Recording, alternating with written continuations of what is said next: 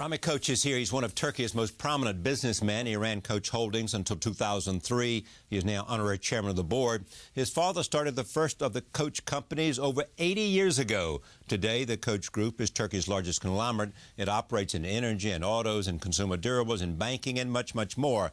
I am pleased to have him here at this table for the first time as we continue our conversations about Turkey and its role in the region and in the world. So welcome. Thank you very much, Charlie. I take note of one Nice thing here that's important to say, is Yes. that this is a review of the Met New Galleries. Today, on Tuesday, the museum opens A New Hope for Islamic Treasures, and it goes on, of which your foundation made a significant 15 million or more contribution to this. And the reviews have been extraordinary in a sense of understanding, the culture. Yes, culture. And it's a good thing that Islam is portrayed in another way during these 15 galleries. Indeed. Tell me about your father. My father. This shopkeeper who started at like 16? If you consider my grandfather's general store, where he came at 6 o'clock in the morning to clean it. Yes. We're fourth generation now. Right. My children are in business, fourth generation. And he started from his father's general store where you can buy shoes and cheese at the same time. Right. And I tried to create his shop in my museum in Ankara. Right. So he started from there, and Ankara being the capital of Turkey, he found out that there was going to be a lot of building going on in Ankara. So he went into building materials business. Then he found out that automobiles were coming to Ankara. He went into gas pump business, gas pumping. Yeah. And then when he saw that more cars were coming, he tried to be a dealer, sub dealer in those days beginning, because he was a sub dealer of a dealer in Istanbul, and the Istanbul dealer was reporting to Alexandria in Egypt, and Alexandria were reporting to Detroit, so it was a long step there. And then he found out that everything was coming to Istanbul, to the non-Muslims, this community, and he had to buy from them everything. And then he decided to try to be big enough to import and buy everything directly instead of going through the Middleman or whoever, middleman and wholesaler. Yes. And then he started building his business. Well, did he have a magic touch? His success was to try to get the best available talent around, and he would always give them a portion, make them a partner, sort of. So they weren't just employees, they were partners. They were partners, and they started small and they became bigger. In the beginning, they didn't pay for their partnership. When the business started making money, it was deducted from that. Yes. And the foundation is named after him? He set up the foundation. He worked... in those days, we didn't have the legal framework for a foundation. He worked 15 years without giving up. Many governments, many ministers, and after 15 years, he managed to get through this law that allowed the private sector to go into form foundations, and then it was tax deductible. He got that also. Did he know Ataturk? He did, yes. He met him a number of times. Yes. On the 29th of October, which is our Independence Day, Ataturk used to have a big party in the hotel in Ankara called Ankara Palace, and they were all used to go there, being invited in tails, white tie tails. Yes, I remember each time before they went, mother and father, we used to take a family photograph with the children. Yes, the business is doing well, obviously. Business doing well. Yeah, thanks to our colleagues, they're running it very well. Yeah, you have non-family CEOs and things like that.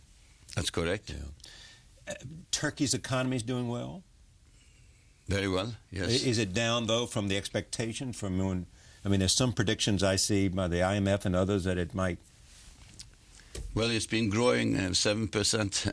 and you think that's sustainable? And last year it grew 9%, and this year they're thinking of about 6.5%. Yeah.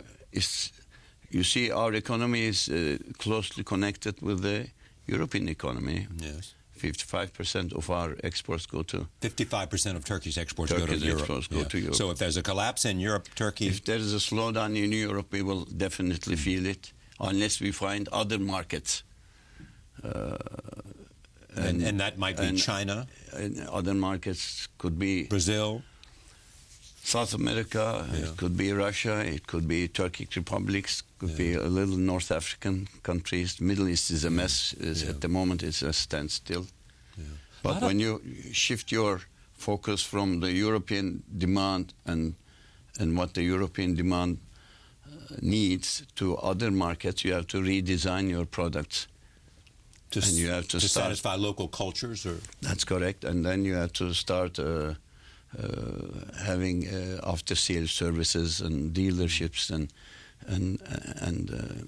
having your product known by those markets and so on. Do you expect China to be able to, in a short amount of time, be able to shift from this sort of exporting economy to a local demand, a consumer demand economy? They have already started. Yeah, they've tried. They have a 5-year plan to do that. They have already started. Giving more emphasis to the local demand. And will that create markets for the world so that it might be a real godsend to people who want to export? We also have a factory in China, and we're trying to sell our products within China and get organized. But it's very difficult to do business with the Chinese. Why is that? They're extremely difficult people to deal with. Demanding in what way? They're demanding. They're bargaining very hard. Yeah. They very smart people, and their most interest is China than anything else. More nationalistic than nationalistic. Yeah. As you know, their type of business, it's free and half free, and sometimes not free market. Yes, and they want a piece of it. Yes. You don't just come in and operate there without giving up something. It'll be very difficult to operate in China if you don't have a Chinese partner. Yeah. That's very important. What do you sell? And their distribution system is and China is a big country, so you cannot distribute throughout China because the system doesn't allow you and the infrastructure. So you have to choose certain areas and concentrate there. You've heard much discussion about the deal that's been made to try to solve the Greek issue. Are you optimistic that they are on the right track and that this might deliver? It took them 1 year to come to this point, and it took them 10 hours to come to the 50% haircut. Yes. I don't think Europe can afford to let Greece go into default. Although Greece's economy is only 2% of the European economy, it can start a domino effect. God forbid, and if that starts, it's very dangerous. Because other countries are vulnerable. Yes. And the last little domino. And I found Italy to be more important than both Spain or Portugal. Important in what way? Because Greece's economy is big. Italy's economy is big. Yes. It's bigger than the total of the economies that we're talking about. And if something happens to Italy, it'll be very, very difficult for Europe to clean up the mess. Do you believe the political will is there to do it? At every stage, by the Germans, by the European Union, by the Greek citizens? Well, they have to do something. They cannot go on like this, especially Greece cannot go on the way it went until now. and the Prime Minister is having difficulty to adopt new way of life, and you're asking people to change their lifestyle, change their lifestyle, and work style, and work ethics. You know, Greece. It's a hard sell. Economy is also 50%, I think, unregistered. The people don't want to pay taxes, and yes, they have a real problem with tax collection. That's collection is a big problem, not only there, but in our country. You have the same problem. Yeah. You've actually spoken out about that. Yes.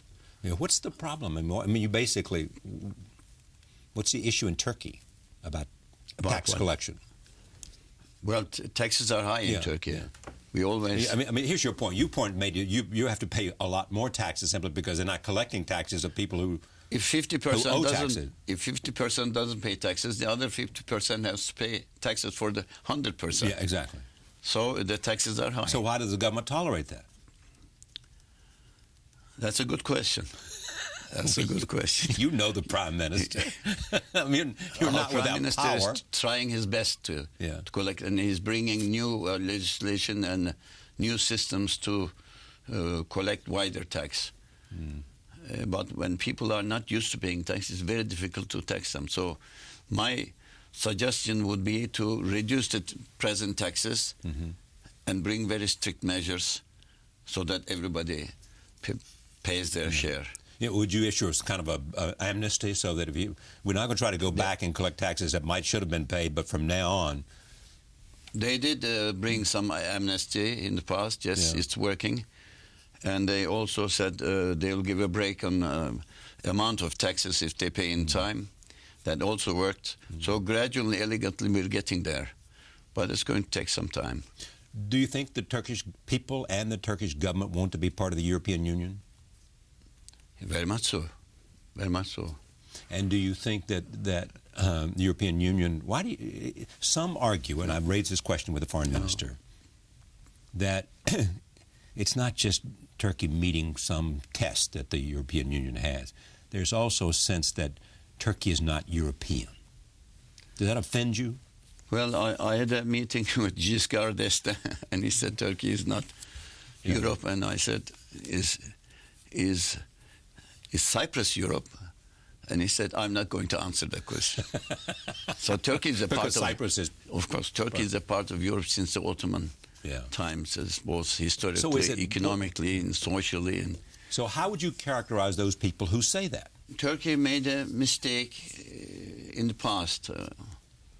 Turkey was asked to join the common market in those days when there were only 5 or 6 members.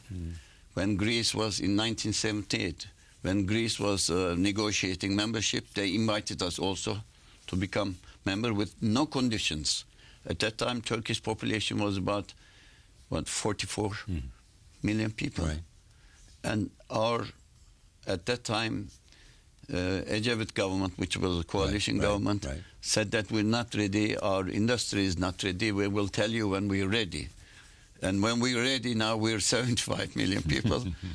Good industry, but Europeans are, 26 million? Exactly. 26 countries that you have to take the consent of each and every one of them. So it's much more difficult. Do you believe it will happen?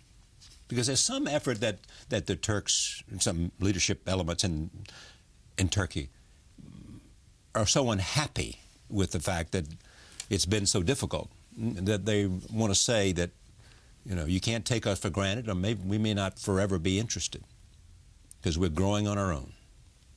That's correct. The European full membership supporters were very badly disappointed and dismayed because Europe dragged their feet and constantly brought us new measures. And today, that same enthusiasm is not there anymore. And when the latest development in Euro and Euroland happened, we said, thank God we were not in the European Union. But eventually, I think Turkey has to join the European Union, become a member of the European Union. It's in Turkey's interest because it does what? Both interest of Turkey and interest of the European Union, because Turkey's economy is young and growing and dynamic, and it's big now. But beyond that, the Turkish Prime Minister argues that Turkey can be a bridge to the Islamic world. Also, that's very important. And Turkey is the only country in the world that is a member of OECD, NATO, an organization of Islamic countries. Yes, very important. We are a bridge, both for energy. We are a bridge for both East and West, and we are a bridge for the Middle East and Europe. Some argue, and I think your Prime Minister would like to argue this too, as you know, been on this program many times, that Turkey may very well be a model for those countries coming out of the Arab Spring who are looking for what they might become. Mm-hmm. In fact, he's made speeches in Egypt and other places making that case. He did. A secular state, Secular state and free market and democracy. Yes. Now, these three things taken to the Arab world today is very difficult to achieve in the short term, because there is no shortcut to democracy. You have to have democracy for many years, get the pains, get the hang of it, and be educated for democracy and accept democracy. And this will not be achievable over time in the Arab world. I think it'll take some time. And of course there are different strengths of the economies of different Arab countries, oil-rich countries, oil-poor countries, and countries like Egypt that are big but not very rich. So it's very difficult to bring them all under one common denominator. But of course, our Prime Minister was right to advise and advocate that these countries should, in the long run, be democratic. We will be liberal, have a liberal economy, and be like Turkey. Some have pointed the following out. You reminded me at lunch today, the old proverb that you can't win a war without Egypt and you can't win the peace without Syria. Right. Others will point out that the two main competitors for influence in the Arab world, neither are Arab states, Turkey and Iran. Right. Well, Iran is a different case totally by itself. Iran's population is pro-American and the administration is not pro-American. People don't necessarily realize that, and it's certainly true. It is. The population of Iran is reform and pro-American. Pro-American, and will adapt faster than other countries, I think, if the lid is lifted in Iran. Iran is strong. Egypt can be very strong because it has population and demand. But again, I must say, Egypt, Israel, and Turkey were the three legs that the Americas stood on. Indeed. It's three strongest supporters in the region. Yeah. Turkey, and Egypt. Their alliance was very, very important for the region, for the Americans, for the countries themselves. Do you think this has been somehow mellowed or weakened? Because of the changes in the different regimes? Changes in the regimes, and when you suddenly lift a dictatorship, you get a vacuum that's very difficult to fill in. There are those, as you know, who argue that the Prime Minister, and I've raised this point with him, has a harsh rhetoric about Israel, and that is his design to appeal to the Arab street. Well, we were very good friends with Israel, allies with Israel. Trading partners with Israel? creating business, technology, give and take. You mean your family or Turkey in general? Turkey, right. Turkey at large. And Turkey is still doing business with Israel. But our Prime Minister or the Turks were very upset about this flotilla incident. Flotilla business where 9 people were killed in offshore seas. And Israel so far has not apologized. They came very close to an apology, but because of the structure of the government in Israel, it slipped away. Yes, there was a moment in which they thought that Prime Minister Netanyahu would sign on to that. Yes, it was a kind of apology for the execution. It was the formula they'd worked out. It was very close. I'm confident that sooner or later this ice will melt and we'll be back again. There's some differences that has to be ironed out between the two countries. You've seen a lot. Tell me what makes you optimistic and what makes you pessimistic about the future. I'm a basic and optimist. So I try to see the glass half full rather than half empty. And if you're willing to look at things in the positive manner and be positive about things, I think either you achieve it or you think it's becoming more positive. I am positive, and I believe in the future of Turkey. I believe in that the situation in the Euroland will be eventually, in the not too distant future, be repaired and restructured and be a better Europe than what it is today. And the euro will survive? They have no chance but to make the euro survive. It'll be a disaster. I can't even imagine or think or restructure in my mind how it would be if they went back to their original currencies. But when you have single currency, you have to have single everything. If you don't have a single flag, single foreign policy, single economic policy, single monetary policy, it's very difficult to have a single currency, because the countries that are not economically in good shape cannot devalue their currencies. Do you believe radical, violent, fundamentalist Islam